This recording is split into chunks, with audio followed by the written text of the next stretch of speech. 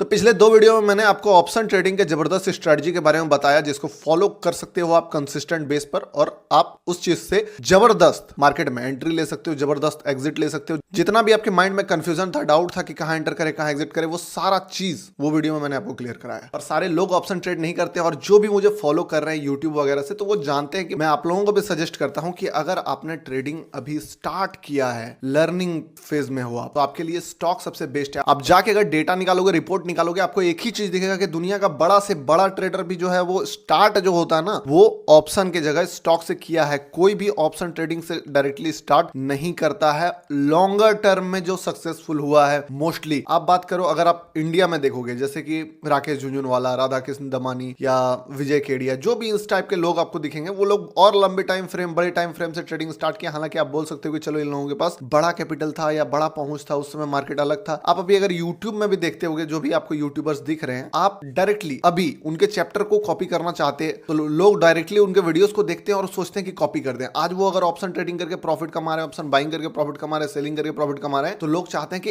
As it is हम वो चीज डायरेक्टली कर दें। बट वो नहीं देखते कि वो लोग ऑलरेडी स्टॉक में साल भर ट्रेड किए हैं, हर चीज का नॉलेज लिया, घाट घाट का पानी पिया है, तब जाके वो चीज बनता है। इसीलिए अगर आप चाहते हो एक लॉन्ग टर्म करियर ट्रेडिंग में बनाना, एक एक्सपीरियंस हो के जर्नी को एंजॉय करना, जर्नी के साथ चलना, एक एक स्टेप करके आगे बढ़ना, तो स्टॉक आपके लिए बहुत ताबड़तोड़ चीज है। जो भी लोग स्टॉक में ट्रेड करते हैं, ये वीडियो जबरदस्त वीडियो होने वाला है आप सभी के लिए। और इसके बाद में एक मास्टर स्ट्रेटजी स्टॉक में आपको देने वाला हूं। उस चीज को यूज करोगे, आपका एंट्री बढ़िया हो जाएगा, आपका एग्जिट बढ़िया हो जाएगा। बस एज इट इज उस चीज को समझ के इंप्लीमेंट करना होगा आपको मार्केट में। मैंने बताया है कि मैं रटने वाला चीज आपको नहीं बताता हूं, कभी नहीं बताऊंगा कि ये रट लो वो रट लो। आपको मैं बताऊंगा हर चीज का पीछे का रीजन, हर चीज के पीछे का साइंस, क्योंकि आप वो चीज समझ गए तो मार्केट बदलेगा, स्ट्रेटजी काम करेगा नहीं करेगा। बट आप साइंस को समझोगे, आप खुद अपना स्ट्रेटजी बाद में बना सकते हो, डेवलप कर सकते हो, मॉडिफाई कर सकते हो। अब चूंकि मार्केट का जो पिछला वीडियो आप भले स्टॉक ट्रेड करते हो, लेकिन जो ऑप्शन का 2 वीडियो मैंने इसके पीछे डाला है, वो दोनों वीडियो आपको देखना बहुत इंपॉर्टेंट है। जहां तक उम्मीद है वो वीडियो आप देख लिए होंगे, क्योंकि मैं जो आपको कॉन्सेप्ट उस वीडियो में बताया हूं ना, आधार हमारे ट्रेडिंग का वही रहेगा। क्योंकि मार्केट में ट्रेडिंग का आधार बताया मैंने, वो ऑप्शन ट्रेडिंग का आधार नहीं बताया कि ऑप्शन में ये चीज करना। हाँ, कुछ स्पेसिफाई होकर मैंने आपको ऑप्शन के बारे में बताया था कि हाँ, ऑप्शन में ऐसे, ऑप्शन के कैंडल पे, ऑप्शन के प्राइस पे। बट ओवरऑल ब्रॉडर व्यू में देखें तो मार्केट का जो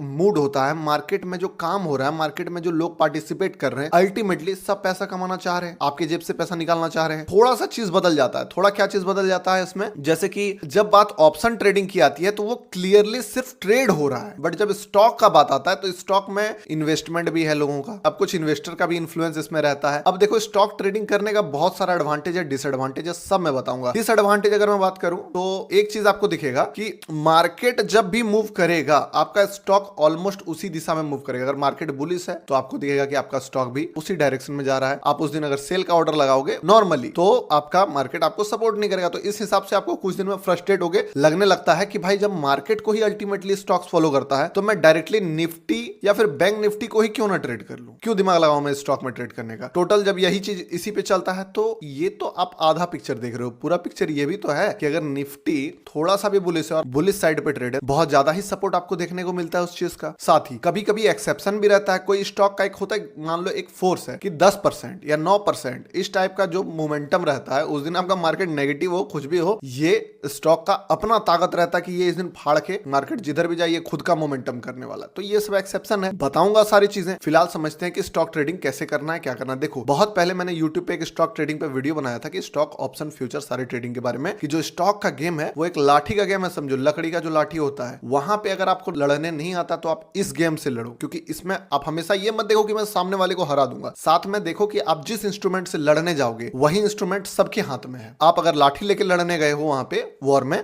तो सबके हाथ में लाठी है। आप अगर तलवार लेके गए हो वहां पे, तो सबके हाथ में तलवार है। आप अगर रिवॉल्वर लेके गए हो तो सबके हाथ में रिवॉल्वर है। और आप अगर मशीन गन लेके गए हो, सबके हाथ में मशीन गन है। अब देखो, ट्रेडर बोलता है कि डायरेक्टली मशीन गन से क्यों ना ट्रेड करें। लाठी से एक आदमी को डिफीट कर पाना थोड़ा मुश्किल हो जाएगा आपके लिए, क्योंकि जब तक आप 2 लाठी उसको दोगे, 1 लाठी आपको भी लग जाएगा। लेकिन मशीन गन में तो भाई आप एकदम जाओगे, एक बार में हड़ाड़ा के 10-12 आदमी को ढेर कर दोगे। इसको मार्केट पॉइंट ऑफ व्यू से देखो कि आप मशीन गन लिए, आप मार्केट में गए, वहां से आप डायरेक्टली हो सकता है बहुत ज्यादा लोगों को डिफीट कर दो, बट एक गोली भी अगर आपको लगा तो आप भी गए। तो अगर आप इस गेम में महारथी नहीं हो, इस गेम में नॉलेज नहीं हुआ है, तो लाठी के गेम में क्यों नहीं खेले हम, जहां पे मैं अगर 3 लाठी मार रहा हूँ, 2 लाठी लग भी गया तो सूझेगा, मरूंगा नहीं ना, गेम से बाहर तो नहीं होऊंगा। परफेक्ट एग्जांपल है ये चीज, बता रहा हूं मैं आपको। दूसरा, अगर आप इस गेम का महारथी बन जाते हो, फिर इस गेम में कदम रखोगे कि अब आता हूं तलवार वाले गेम में, फिर आओगे मशीन गन वाले गेम में। और बता देता हूं आपको, अगर आप इस गेम में एक्सपर्ट बन गए हो ना, तो ये गेम थोड़ा और आसान आपके लिए हो जाता है। जो प्रॉपर ट्रेड करके मार्केट से इन लॉन्ग पीरियड में 1 महीना 2 महीना में प्रॉफिट लेके आ पाता है, अगर उस टाइप का कोई ट्रेडर है, वो स्टॉक में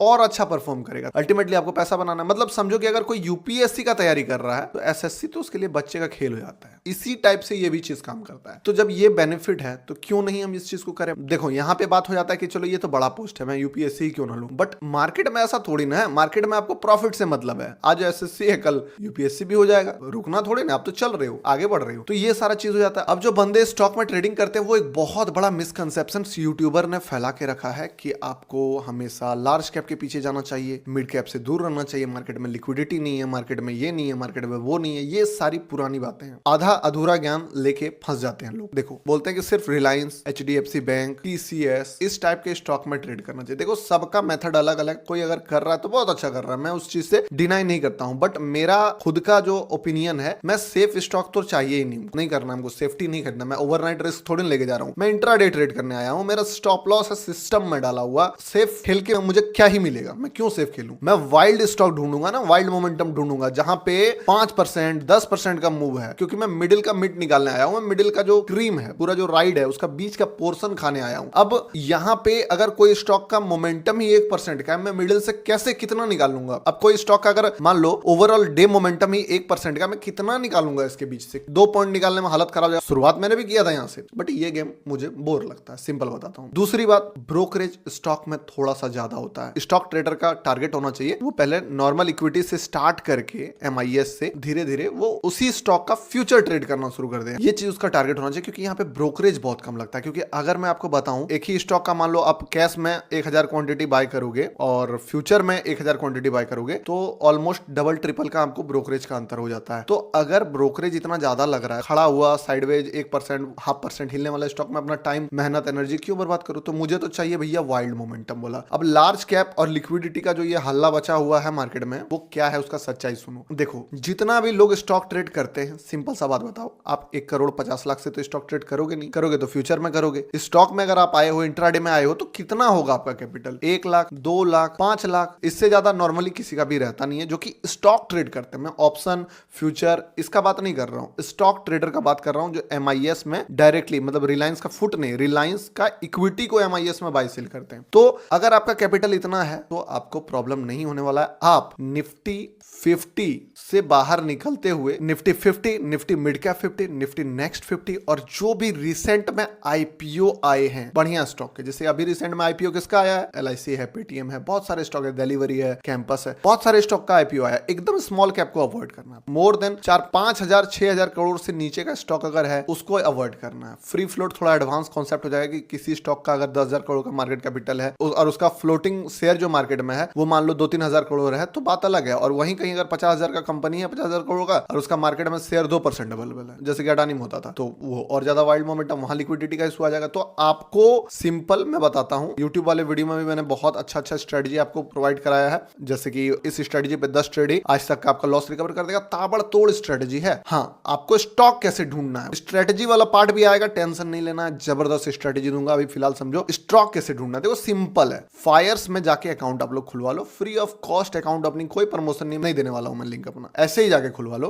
फ्री है, एएमसी वगैरह कुछ भी नहीं है। यहाँ पे आपको प्री डिफॉल्ट आपको बना हुआ मिलता है Nifty 50, Nifty next 50, Nifty IPO सारा। उसके बाद में आपको अपने आईपीओ स्टॉक का एक वॉच लिस्ट का जो स्क्रीनशॉट है वो भी इस कोर्स के कंटेंट में इंक्लूड कर दूंगा इमेज सेक्शन में, वहां से आप देख सकते हो। और वहां पे अगर आप मान लो एनालिसिस करके लेके गए हो ना कि यहाँ पे रेसिस्टेंट है, तो अगर आप लैपटॉप क्लोज करोगे, अपना सिस्टम क्लोज करोगे, अगले दिन जब मार्केट में आप खोलोगे, मान लो आपने देखा कि विप्रो में विप्रो रेसिस्टेंस पे है, तो यहाँ पे जब आप जाओगे तो ये ट्रेंड लाइन या हो या फिर जो भी आपका एनालिसिस है वो आपको करा हुआ मिलेगा, वो सेव रहता है, क्योंकि इसमें थोड़ा ट्रेडिंग व्यू का फीचर, बहुत सारा फीचर हम लोगों को फ्री ऑफ कॉस्ट मिल जाता है, जैसे कि कैंडल का टाइमर होता है, ये सब फीचर फ्री मिल जाता है। तो ये चीज आप कर लो। यहाँ से आपको थोड़ा मेहनत तो करना पड़ेगा भाई, क्योंकि आप ट्रेडिंग में पैसा कमाना चाहते हो, तो आपको एनालिसिस करने पे तो ध्यान देना होगा। अब एक चीज समझो, लार्ज कैप क्यों नहीं मैं प्रीफर करता हूं, और आपका भी मैं बता देता हूं रीजन। अभी मान लो आपके आसपास में एक दुकान है, जिन्होंने एक छोटा चाय पान का दुकान खोला 10,000 में, बिक्री बहुत तेजी से बढ़ने लगा, 2-3 महीना में इतना पैसा कमा लिया प्रॉफिट से कि उसका दुकान का वैल्यू हो गया 25,000। ओवरऑल 20 ही मानते हैं, ये पॉसिबल है। 10,000 लगा के अगर कोई चाय का टपरी खोला है तो बहुत अगर अच्छा सेल हुआ तो वो 10 से 20 1-2 महीने में पहुंच जाएगा। लेकिन आप अपने शहर के सबसे बड़े मॉल का बात करो, वो कितना ही सेलिंग कर ले, कितना ही बढ़िया बिजनेस कर ले, क्या 2 से 3 महीने में वो 200 करोड़ का बन पाएगा? प्रॉफिट के दम पे, not investment, not angel investor, या ये नहीं बोल रहा हूं मैं, फंडिंग नहीं, प्रॉफिट के दम पे डबल हो पाएगा क्या? नहीं हो पाएगा। ऐसा क्यों होगा? ऐसा इसीलिए होगा क्योंकि ये 10,000 रुपए है और ये 100 करोड़ रुपए है। तो जैसे कुछ महीना पहले मैं एक आदमी से मिला, वो मुझे मिलते रहता था कि भाई मैं अपना बेटी हुआ है मेरा, मुझे बेटी का शादी के टाइम 20 to 25 लाख रुपीस चाहिए। आप इन्वेस्टमेंट के बारे में अच्छा खासा नॉलेज रखते हो, सुने हैं कि बहुत बढ़िया चीज है, तो आप मुझे गाइड कर दो कि मैं क्या ऐसा एक्शन आज लूं कि मुझे 18 से 20 साल बाद ये इतना बड़ा अमाउंट मिले। तो मैंने बोला सिंपल है, म्यूचुअल फंड में डालो। बोला नहीं म्यूचुअल नहीं, स्टॉक सुने कि करते हो अच्छा रिटर्न मिलता है, किसी किसी का डबल हो गया पैसा। बोला हाँ, बट ज्यादातर मैं स्टॉक टिप्स देने पे बिलीव नहीं करता हूँ, बट बोला चलो